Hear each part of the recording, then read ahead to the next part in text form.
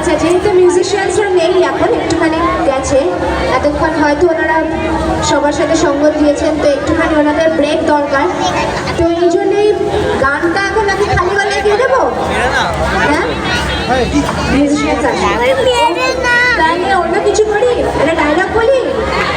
কারণ যে জন্য অ্যাকচুয়ালি তো আমি অভিনেত্রী, আমি তো সিঙ্গার নই। হ্যাঁ, ডায়লগ বলবো, কিন্তু তার আগে একটা শর্ত আছে। অ্যাকশন বললে তবে রিয়াকশনের ডায়লগ বেরোবে। হ্যাঁ, জোরে সবাই খেতে এসছো? হ্যাঁ, বেশি করে তাকাত হয়েছে। নারী বাহিনী কোথায় তোমরা? সব এখানে। তো নারী শক্তি দেখাও, একটা জোরে অ্যাকশন বলো, মানে টিসুম টাসুম অ্যাকশন নয় কিন্তু, যেরকম বাড়িতে হাজবেন্ডের সাথে করে থাকো ওরকম টিসুম টাসুম অ্যাকশন না, একটা জোরে অ্যাকশন বলে তবে রিয়াকশন একটা ডায়লগ বেরোবে। ওকে, চলো 1 2 3।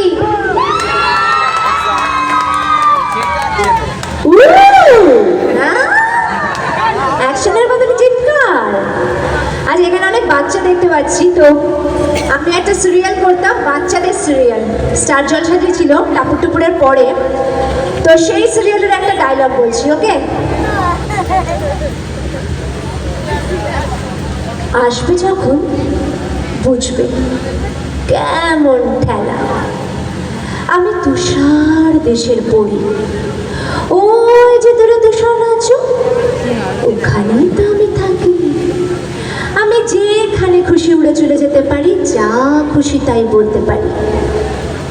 না না না, এখন যে আমি সব কিছুই পারি না।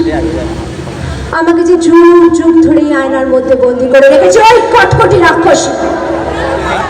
কিন্তু আমি জানি একজন আছে, সেই তো বুঝবে আমার দুঃখের জীবনের কথা। তাকে আমি বলে দেব কি করে ওই কটকটিকে ধ্বংস করতে হয়, আর তাকে আমি বলে দেব কি করে প্যাকাটিকে মারতে হয়। প্যাকাটি মরে যায়, মরে যায়, মরে তো তুমি যাবে প্যাকাটি, কারণ আমি যে মায়া পড়ি ওই আয়নায় থাকি। আমি তো বলে দেবো কি করে কটকটিকে ধ্বংস করতে হবে, আর কি করে প্যাকাটিকে মারতে হবে। সে আসছে, সে আসছে, সে আসছে, কিরণমালা। Thank you.